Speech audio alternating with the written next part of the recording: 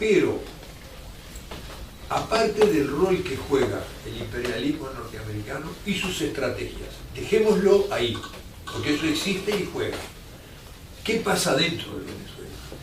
¿Quién se quedaba con esa renta petrolera? ¿Quién es la oligarquía venezolana? Porque a mí me parece que esto es muy importante, sobre todo en un proceso como el venezolano, donde además de la participación en el origen, en la estructura de la Fuerza Armada, está el movimiento popular. Ahora, ese movimiento popular tiene que tener bien identificado al enemigo interno, al enemigo económico, al que se quedaba, al responsable de su pobreza, al responsable de su marginación, al responsable de aquel 60% de la población que no accedía a los derechos. Porque esos son realmente el enemigo visible todos los días.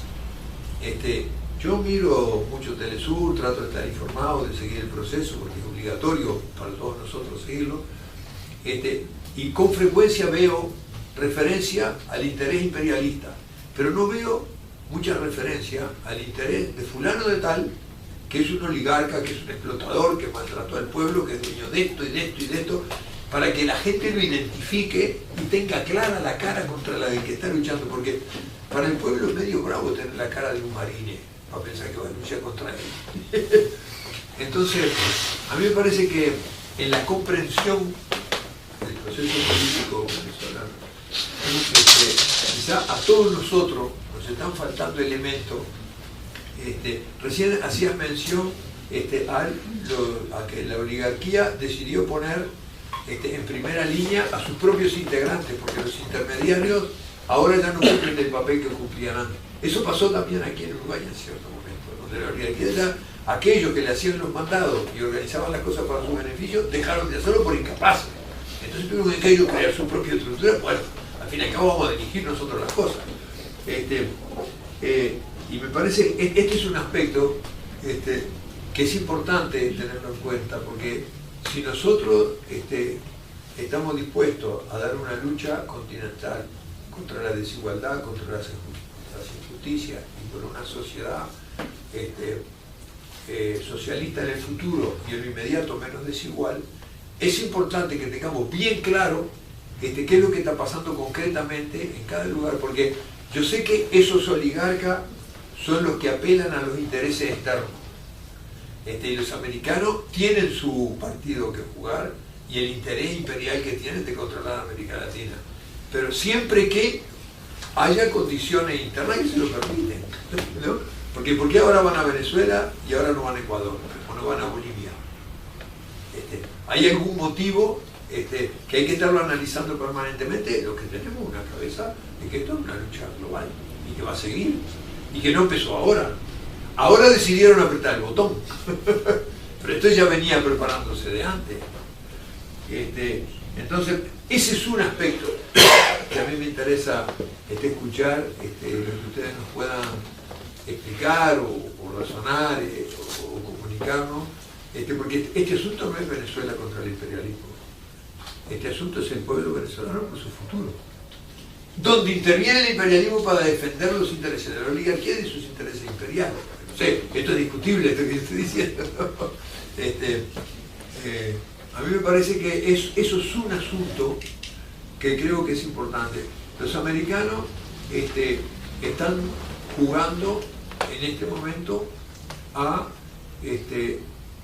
desgastar a los países con gobierno progresista en América Latina, a través de muchas herramientas, están invirtiendo mucha plata, a desestabilizar con las herramientas que pueden en cada lugar, y cuando se le dan condiciones, como la situación económica que tiene Venezuela, una situación económica compleja, porque Venezuela ha dicho muchas veces en los últimos 10 años que quiere utilizar el petróleo como materia prima para desarrollar una producción donde los ingresos venezolanos no sean solamente de exportar esa materia prima, sino de tener puestos de trabajo, de aplicar ciencia y tecnología, de crear todo un polo de transformación del petróleo en producto que le dé independencia en el futuro. Pero eso no se hace muy rápido, ¿no? Lleva tiempo, eso lleva mucha investigación, muchos convenios, mucha ayuda internacional, y ellos van a tratar de bloquear todo eso y de convertirnos en vendedores de materias primas para poderlo controlar. eso está clavado, que con eso no van a colaborar en nada, tenemos que colaborar entre nuestros países, ¿no? Creo que esto es un aspecto importante, pero son más estratégicos. Yo creo que en la lucha de este momento está bien clara la respuesta que dieron todos los movimientos populares de América Latina, y no solo de América Latina, porque también en otros lugares. Y capaz es una buena oportunidad donde los norteamericanos tomaron una decisión que es impopular en todos lados, adentro de Estados Unidos, justo a los 10 años de la invasión a Irak. Las movilizaciones que hubieron en Estados Unidos estos días fueron muy buenas, en contra del gobierno. Fueron buenas, con bastante gente en cantidad de lugares. Entonces esto ayuda, digamos, a aislar o cuestionar a los sectores más republicanos, digamos, más agresivos, más militaristas, ¿no? Que no sé si estarán en condiciones de meterse en otro lío más, un lío por otro lado. Pero bueno, si no tienen más remedio van a entrar en un lío. Eso nos queda claro. Eso es algunas consideraciones y un poco un planteo y un enfoque. Si ustedes nos pueden dar elementos de eso. Si me permite, así yo le complemento al senador Agassi. Esto no es nuevo. En diciembre de 1902, barco americano y británico bombardearon La Guaira para cobrarse la deuda. Cipriano Castro, conocido como Gavito Castro, el presidente, salió a denunciar. Y hubo varios patriotas que lo apoyaron. Después se repitió en otros países del Caribe para sacarle plata del Citibank. Hay que decirlo. Segundo, tú mencionaste, hay un libro famoso que habla de los amos del valle. Esos son los dueños son los amos del valle, a excepción de Ledesma. Ledesma no está ahí, está juntado, pero me parece importante para el público uruguayo decir que los dos paramilitares que se metieron participaban en el grupo de Uribe. No es casualidad que los colombianos, incluso cuando Santos y el ministro de Defensa dicen que no son pajaritos, tengan cuidado, que fueron los que hicieron la guarimba. Eso es muy importante para, hay algunas fechas señaladas. Los otros son los 15 millones que los ONG venezolanas recibían, seguro, para que de hace años vienen para subvertir me parece hechos claves, pero sobre todo desde el punto de vista de que decía Agassi de los amos del valle. A excepción, y Caprilli y más allá que esté vinculado con una parte de los Mendoza, no, los Mendoza son diferentes, hay varios brazos de los Mendoza. Los 50 primeros millones que tuvo el grupo de Caprilli fue a partir de la madre, pues estaba en PDVSA. Efectivamente. Pero se usa. Sí, no, eso hay que conocer los detalles. Primero Justicia, antes de ser un partido político, era una ONG. Y la mamá de Leopoldo López, que trabajaba en relaciones públicas de PDVSA, le donó a esa ONG 50 millones de bolívares, con los que luego se transformaron en partido político. Sí, no fueron los que invadieron la embajada cubana, cuando el golpe. Eso no se dice de paz. Además, del 1.75 de diferencia al 11%, el otro que queda. Yo creo que ahí me parece la estrategia de diferenciar bien el sector golpista con el sector constitucionalista. Ayer Claudio Fermino, un ex candidato de Acción Democrática, dijo que el número no tenía ni el 15%. Sí. Además, otra cosa importante para las elecciones, este sector de la oposición va a hacer internas en todos los lugares, salvo las 3 gobernaciones que manejan.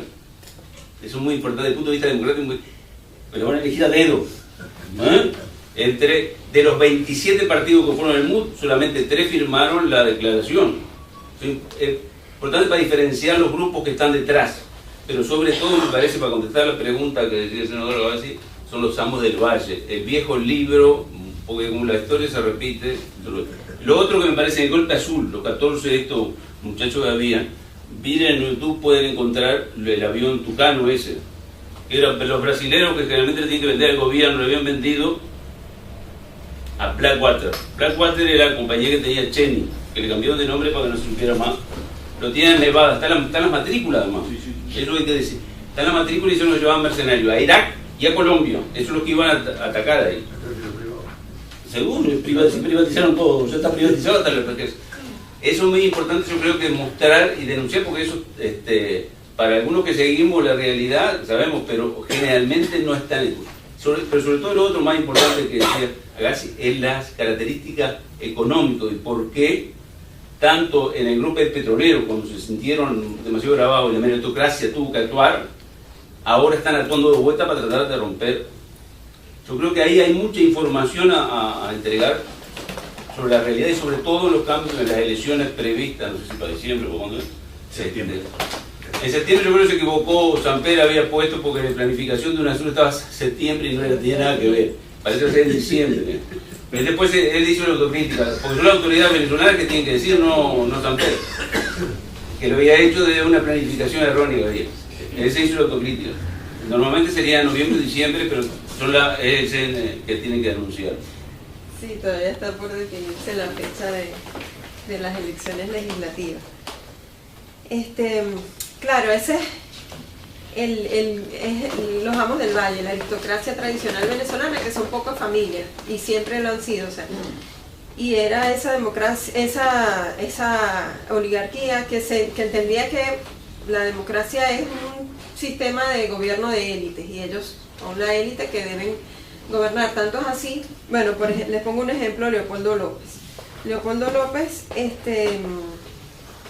es un muchacho por supuesto, es un hombre de clase alta en Venezuela, que estudió en Harvard, etcétera, ¿no? Que esa posibilidad en ese momento, Leopoldo nació en el 71.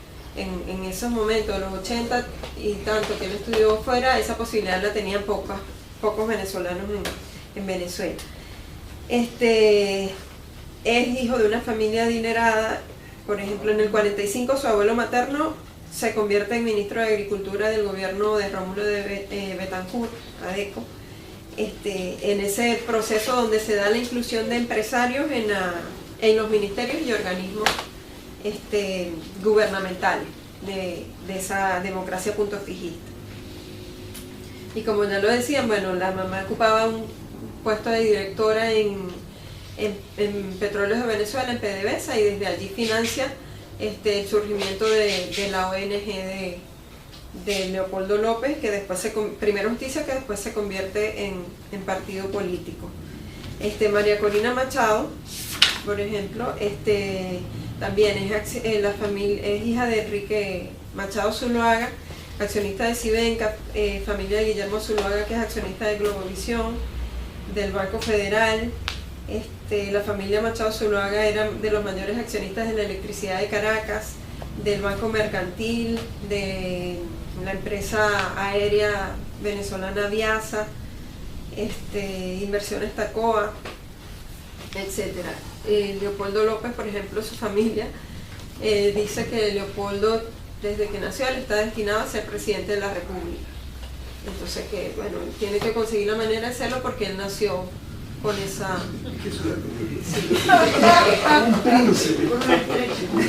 Claro, pero seguramente en las condiciones que Leopoldo nació, si su abuelo era ministro, etcétera, seguramente él iba a tener muchas posibilidades en esa Venezuela del punto fijista de poder acceder a ser presidente. El tema es que se trasnocharon un poquito, pues, porque cambiaron las condiciones y ellos, pero bueno, están buscando de otra manera entonces acceder a eso. Pero sí, esa es una realidad que existe en Venezuela, porque más allá o sea, el Estado en Venezuela es el gran productor de recursos y el gran administrador, y estas familias lo que han sido son de alguna manera las que se han beneficiado y han podido acceder a ese recurso, pero no son productoras, o sea, no hay gente que produce, no hay gente que genera recursos, sino que usurparon por mucho tiempo el acceso y el manejo de estos recursos, ¿no? Y por eso es un grupo reducido, porque vienen de esa época, porque vienen de la Venezuela punto fijista y fueron los que de alguna manera se establecieron en el manejo de esto, ¿no? Y esa es la misma por ejemplo, ese llamado, esa inquietud es la misma que tiene mucha gente en Venezuela. Por eso es que piden tanto justicia. Porque yo, por ejemplo, me gusta hablar con la gente porque en Venezuela, como para ver cómo van entendiendo la realidad, ¿no? Porque a veces uno, en uno u otro rol, a veces condiciona entender ciertas cosas. Entonces, siempre trato de llamar, incluso a la misma familia que vive realidades cotidianas. Y yo a veces les hago a la gente que tiene mucha conciencia, ¿no? Pero que no tiene ningún compromiso político. Sí tiene sus posiciones, pero no tiene ningún cargo, ni está comprometido de ninguna manera. Y la otra vez les hacía el planteamiento, ¿no? Y si el Ministerio Público no hubiese comenzado las investigaciones a Leopoldo y no se hubiese pasado a juicio, por el tema, bueno, que ese es particular, la justicia venezolana tiene unos tiempos a veces extensos, ¿no? Entonces, a veces uno, bueno, Leopoldo, el juicio ha sido lento, etcétera, él también a veces no se presenta a las instancias, y se hace ahí como todo un juego también por este tema de que se pone en agenda el tema de los derechos humanos y cuestionar una cuestión que a veces es medio, que puede jugar a ser subjetiva, ¿no? En muchas ocasiones. Por ejemplo, el decreto de Obama dice, entiende que hay una situación de vulnerabilidad de los derechos, algo así, entiende, ¿no? No se especifica de que no tiene, el gobierno de Estados Unidos tiene pruebas de que existe esta y otras circunstancias en las cuales el Estado venezolano, no, ellos entienden que hay, ¿no? Entonces, bueno, el tema de los derechos humanos, como tiene esa sensibilidad, a veces permite esa. Y yo le hacía esa pregunta a cierta gente, ay, si pasara esto, y la gente me decía, no, y la gente pide justicia, ¿cómo queda? O sea, el pueblo, la gente pide justicia, hay un comité de víctimas de las guarimbas, ¿no? De todas estas familias, de esas 43 personas muertas y de esas 800 heridas, que igual ellos y andan recorriendo el mundo solicitando justicia por los derechos humanos de esas víctimas. Entonces, eso también, esa es otra lectura de lo que es los derechos humanos, de gente que sí la padeció. Ahí esos 43 muertos no son inventos, ni que se entiende que hubo 43 muertos, no, están, ¿no? Entonces, yo decía, bueno, y si la situación de Leopoldo López fuese otra, no, pero es que la gente quiere justicia, no puede ser que se haya llamado a una situación que generó, porque si bien no era el autor material, pero hace llamado a situaciones de las cuales después no se hace responsable, porque en ningún momento después así como salió a llamar a la calle, en ningún momento después salió al día siguiente, después de 10 muertos o algo, no fue que salió a decir, mira, yo hice un llamado a la salida, a que saliéramos antes, pero mira, yo me hago responsable y yo creo que este no es el camino, etcétera, vamos a reflexionar, vamos a buscar otras instancias. No hay ningún tipo de reflexión hacia esas acciones. Y la gente eso lo exige, así como en este caso se plantea de repente, bueno, hay que identificar cuáles son estas familias oligarcas y la gente pide identificar sobre todo a los responsables de la situación de inestabilidad que sufren, porque más allá del acceso que estas familias hayan tenido por siempre, esta oligarquía, a los recursos, existe esta realidad del 60% de redistribución del ingreso, ¿no? Que es la que a veces la memoria se pierde, ¿no? Pero la memoria reciente la tiene. Y bueno, existe toda esa realidad de que la gente hay 34 planes del gobierno para de alguna manera visualizar y hacer operativo este 60% de inversión social. 64 planes que van hacia la alimentación, hacia la educación, hacia la salud, vivienda, etcétera, ¿no? Entonces, la gente sobre todo pide a los responsables de que de la desestabilización, porque igual los recursos siguen llegando. O sea, la educación sigue aumentando, los planes de alimentación siguen allí a través de los Mercal, de Pedeval, y el gobierno, al contrario, cada día busca nuevos mecanismos para tratar de ser más eficiente.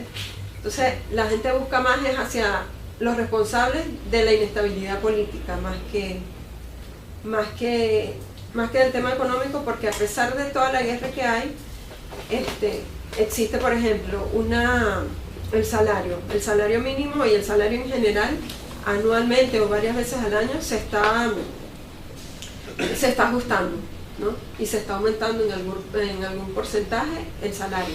Lo que pasa es que cuando el gobierno decide aumentar el salario y aumenta el salario, entonces la inflación y la especulación llega a niveles exorbitantes. Si el gobierno decreta hoy aumento del 15% del salario, mañana ves en el mercado los productos con un 30% de aumento, ¿no? Entonces es hacia los responsables de alguna manera de esas vocerías los que la gente busca. Si me permite, yo quería agregar algo, ¿no? Un poco lo que decía Ernesto y Gabriel. Yo creo que además esta marcha que es defensa nuestra también, ¿no? Porque toda esa política imperialista no va solo contra un país y va sobre todo lo que se ha venido generando en América Latina, ¿no? No son ajenas la desestabilización en Argentina o toda la desestabilización en Brasil.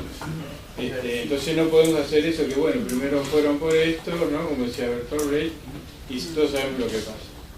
Y además de saber los enemigos que son el imperialismo sin duda y las oligarquías estas, que son inclusive las oligarquías nacionales o las burguesías nacionales que están trabando lo que puede ser un verdadero proceso de integración en el Mercosur y en América Latina, en defensa de sus intereses, también tenemos que ver cómo actúan en otros lados, o otros centros de derecha. Entonces, para mí no es sorpresa que Felipe González sea el abogado de estos señores, o sea, esa socialdemocracia, ¿no? Y también, bueno, ni que hablar la derecha, pero también la socialdemocracia europea está jugando y tomó partido por la derecha de América Latina. Digo, siempre hay que tener buena memoria, ¿no? Porque después aparecen esos señores por ahí, pero es un hecho bastante grave y que tiene que tomar el conocimiento, ¿no? O sea, bueno, Aznar vino acá con el amigo Bordaberry a enseñar el tema de seguridad, ¿no? Pero digo, son cositas que hay que tener, o sea que el bloque de poder se sigue manteniendo y esa contradicción que nosotros venimos planteando siempre, ¿no? De lo que podría ser el norte-sur vive y lucha. Digo, no es una cosa meramente casual que suceda en estas cosas. Sí, como no ha sido casual, lo contrario tampoco, ¿no? Y ni aislado, ¿no? La llegada de los diversos, de las fuerzas progresistas y de izquierda a los gobiernos en Latinoamérica. O sea, no ha sido aislado, que ha sido, ¿no?, como consecutivo el avance y el acceso al poder del progresismo y de la izquierda en Latinoamérica. Al gobierno. Al gobierno. Aquí hay un compañero que quiere plantear algo. Apuntando un poco a cuál es el futuro, ¿no? Cuáles son las perspectivas ante un escenario tan difícil, tan preocupante desde el punto de vista social, político, económico.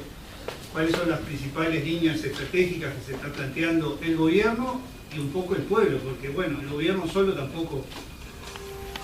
Un poco cuáles van a ser los próximos pasos, cuáles son los posibles escenarios más importantes, bueno, todo el tema también económico, bueno, el combate a la inflación, bueno, a esas dos monedas que se manejan en Venezuela, si eso va a continuar o van a intentar alguna otra variante para tratar de sanear un poco la economía y que no sea más negocio fabricar en Venezuela, vendérselo a Colombia y de Colombia importarlo a Venezuela.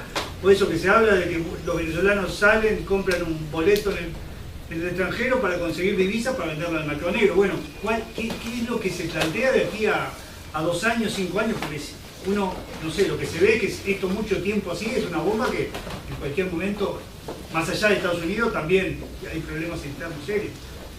Y también un poco cómo están jugando no sé, otras las economías emergentes, ¿no? China, Rusia, bueno, cómo están jugando geopolíticamente en la zona para tratar de un contrapeso a todo esto que está pasando. Pero un poco me parece es cuáles ven ustedes que son los deberes que tiene que hacer Venezuela en cuanto a solucionar y cuáles son los escenarios. Sí, sí. Primero, una aclaración, no tenemos 2 tipos de cambio, tenemos 3 tipos. ¿Por qué tenemos 3 tipos de cambio además? Nosotros tenemos, digamos, por supuesto, la moneda de curso legal en Venezuela es el bolívar, ¿no? Como en buena parte del planeta es la única moneda de curso legal. Aquí en Uruguay es una situación que, aunque los uruguayos están muy acostumbrados, es en realidad extraordinaria. En el resto del mundo uno no va con dólares o con euros o con cualquier moneda a un bar y dice cóbrate el café ahí con $3, ¿no? Eso normalmente no se da en el resto del planeta. Entonces nosotros tenemos un tipo de cambio que es para la adquisición de productos de la cesta básica y medicamentos, productos de primera necesidad y medicamentos, donde el bolívar está a 6 bolívares con 30. O sea, $1 equivale a 6 bolívares con 30. ¿Por qué? Obviamente para que eso tenga el menor costo posible en bolívares para llegar a la mayor cantidad de la población al precio lo más bajo posible. Ese es el mecanismo por el cual, ese es el motivo por el cual ese dólar está a ese precio.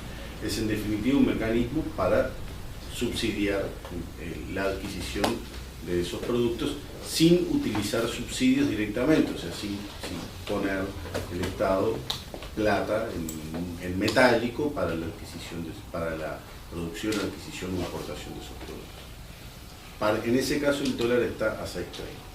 Para el resto de los productos que se quieran importar, desde vehículos hasta cualquier otra cosa que no esté en esa categoría, el dólar está en este momento a 50 bolívares por dólar, ¿no? Insisto, eso para los otros productos que no constituyen productos de primera necesidad o productos de la cesta básica. Y luego hay un dólar que se negocia de manera controlada, pero que se negocia a través de la compra y venta de bonos del Estado venezolano, de papeles del Estado venezolano, que en este momento es una fluctuación controlada que anda en el orden de los entre 175 y 180 bolívares por dólar. Ese es digamos, el tipo de cambio más libre, y el de 6.30 es el tipo de cambio con más intervención del Estado en la definición de ese valor. Esa es la explicación de por qué se ha dado eso. ¿Por qué sucede eso? Aquí en Uruguay, ¿quién genera las divisas del país?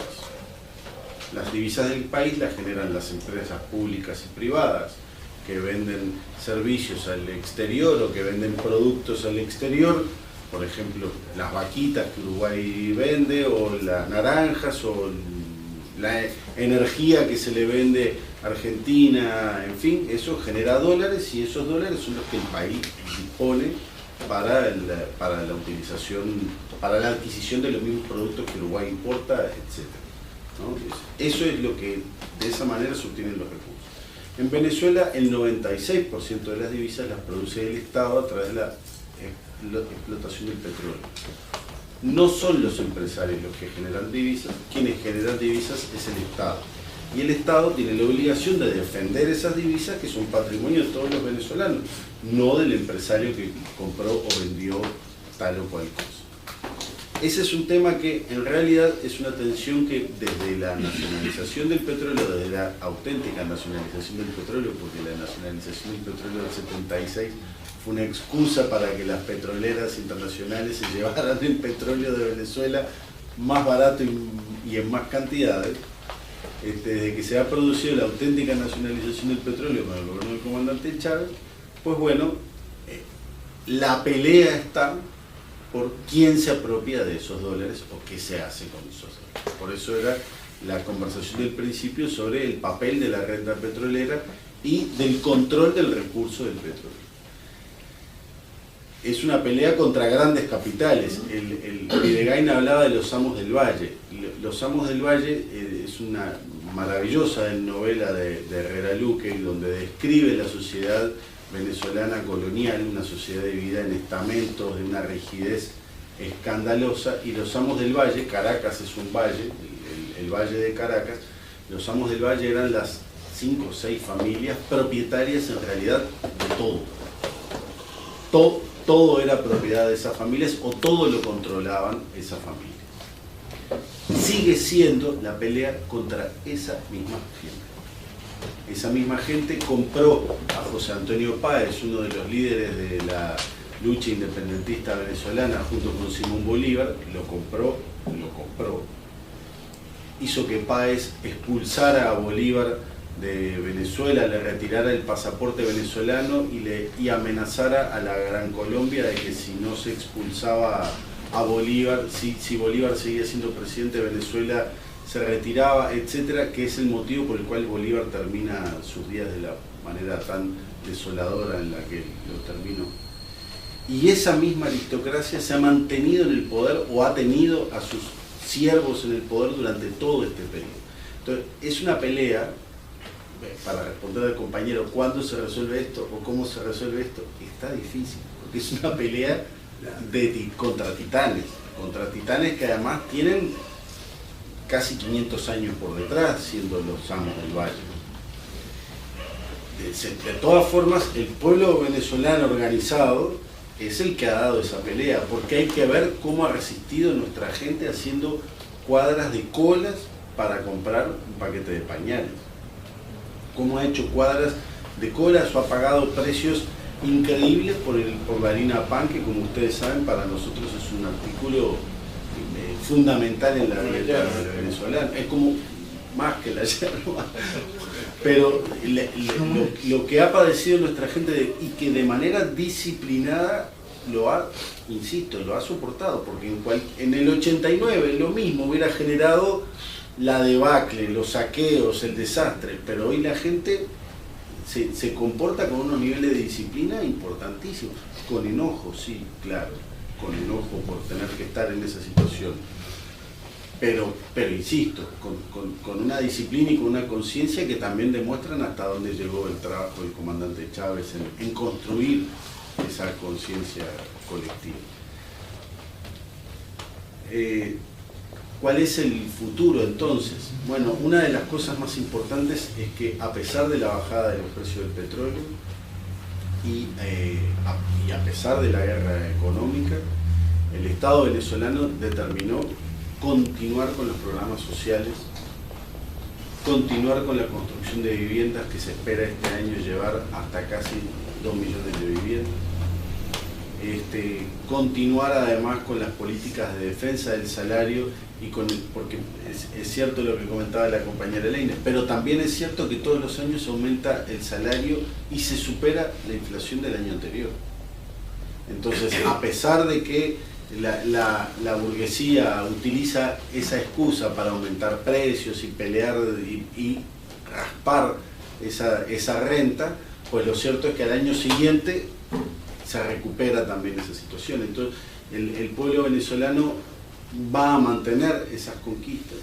Por supuesto que hay cosas en las que habrá que recortar, probablemente en grandes inversiones, en grandes infraestructuras, a pesar de que se está haciendo un esfuerzo enorme por desarrollar algunas de ellas, particularmente las infraestructuras en materia de transporte. Caracas, para quienes la conocen, es una ciudad increíblemente caótica en su tránsito, y las inversiones en infraestructura que están permitiendo que Caracas se agilice han sido muy sensibles. Por otro lado, el tema de la complementariedad con nuestros aliados en el Mercosur, en el ALBA, en Petrocaribe, contribuye a que esa complementariedad contribuya a desarrollar un nuevo modelo productivo diversificado que nos permita ser soberanos desde el punto de vista de la producción de alimentos y de algunos recursos y de otros temas fundamentales para la vida, como la producción de medicamentos básicos, etc. Y bueno, apostar mucho a la integración en todos los planos, que es además uno de los planteos fundamentales que hacía el comandante Chávez. Y creo que ese es, en definitiva, como se dijo acá en su momento, más y mejor de lo mismo. Sí, ahí, bueno, fundamentalmente la apuesta es sobre todo al área más afectada, que es el área de acceso a los alimentos, ¿no? Y de garantizar la soberanía alimentaria. Y ahí fundamentalmente el gobierno tiene, me parece que tres acciones. Una, ha establecido todo un sistema de evaluación y entes para evaluar y supervisar los precios, para tratar de que los productos tengan los precios justos, ¿no? Todo esto en colaboración con las diversas estructuras de organización popular, los consejos comunales, etc. Luego, de alguna manera, reforzar todo lo que es los programas de alimentación y las cadenas de distribución de alimentos administradas por el Estado, estas que ya conocemos, Mercal, Pedeval, Abastos Bicentenario, y diversificar la compra de esos diversos alimentos, amén de una cuarta, que es tratar de potenciar lo que es la producción, así sea a baja escala, de alimentos en el país, a través sobre todo de créditos a los pequeños productores, de eso hay muchos ejemplos de gente que se ha beneficiado de esos créditos y que han funcionado. Me parece que sobre todo a baja escala de pequeños productores ha habido mucho avance en ese sector, que desde afuera quizá no se visualiza tanto. Y quería comentarles, bueno, y fundamentalmente China y Rusia juegan un papel determinante en todo esto, sobre todo en lo que es el tablero internacional, ¿no? China particularmente es un gran soporte a nivel económico y financiero, tanto porque, bueno, como somos proveedor de petróleo, entonces eso les permite a ellos tener un aval para poder apoyarnos en ese sentido, y bueno, y ha apoyado con recursos tanto para flujo de caja como para inversión. Y bueno, y Rusia, por lo que geopolíticamente representa, ya es un apoyo desde el punto de vista del poder mundial, ¿no? Y yo quería comentarles, yo estuve en finales de diciembre, principios de enero en Venezuela, y el tema de las colas, ¿no? Que lo viví. Primero, que se ha generado una cultura, entonces la gente cree que para todo hay que hacer una cola, o sea, ya, porque ha sido una guerra psicológica efectiva. Entonces, para todo la gente piensa que hay que hacer una fila, pues hasta donde no hay más gente esperando, pero incluso hay juegos mentales de estos que hacen, como la National Geographic, cosas de estas donde ante ciertos condicionamientos la gente automáticamente se pone a hacer una fila sin que haya una razón específica para eso. La otra vez estaba viendo, y sí, porque la gente tiende a imitar comportamientos, ¿no? Entonces, bueno, lo cierto es que a mí me impactó mucho, porque una vez estaba en el banco, habían 3 cajeros automáticos, y yo, entonces, estaba cada una persona, ocupados los 3, pero luego no había sino una persona en espera. Esa persona se pone, aquí están los 3 cajeros, y él se pone ahí en la esquina. Yo voy a tratar de usar uno, y me pongo detrás de la persona del cajero del medio. Pues él me dice que no, que hay que hacer una fila. Yo digo, señor, pero si hay 3 cajeros podemos esperar, ir esperando cada uno detrás del cajero que quiera usar. Entonces yo decía, esta es una cultura que se nos ha generado porque ha sido efectivo en cierta forma. Entonces, ¿qué pasa? ¿Qué hacen los dueños de supermercados, por ejemplo? Te desaparecen un producto una semana. Productos, por supuesto, de uso diario. El jabón en polvo para lavar, por ejemplo. Entonces, en toda la semana no hay jabón en polvo para lavar. ¿Qué hicieron, por ejemplo, el 3 de enero? Porque fue así. En diciembre como en diciembre la gente anda con su mentalidad de la Navidad, etcétera, que en Venezuela se vive muy profundamente ese sentimiento, y hay mucho dinero circulante. Esa es otra de las características que tiene Venezuela. Generalmente hay mucho circulante, entonces la gente tiene siempre acceso a estar adquiriendo cosas, y por eso se da todo este juego, porque hay siempre dinero en la calle que lo permite. Entonces la gente a veces compra, o generalmente compra más de lo que necesita.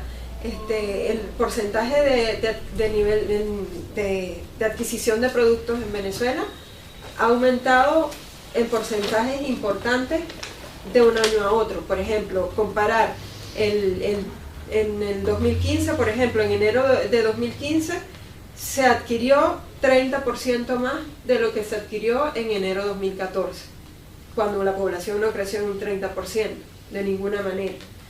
Entonces, se ha dado ese fenómeno, ¿no? ¿Qué pasa? Te desaparece entonces el producto una semana y te dice el dueño del supermercado: mañana vamos a vender jabón en polvo. Y entonces eso se transmite y la gente se va ese día a hacer filas porque va a comprar el jabón en polvo, lo que le vendan. Así tenga en su casa 3 kilos, 4 kilos, pero ese día, ¿por qué? Se da el condicionamiento de que no sabes cuándo te lo voy a poder vender después. Te lo vendo mañana porque lo tengo, pero yo no sé si te lo voy a vender en 15 días después o 30 días después. Entonces se da ese juego y la gente reacciona de esa forma. Entonces, los grandes protagonistas de esto, en cierta medida, son los dueños de esos establecimientos de distribución, porque te condicionan lo que es la adquisición de los productos. Y es así, no era automático, no es una cosa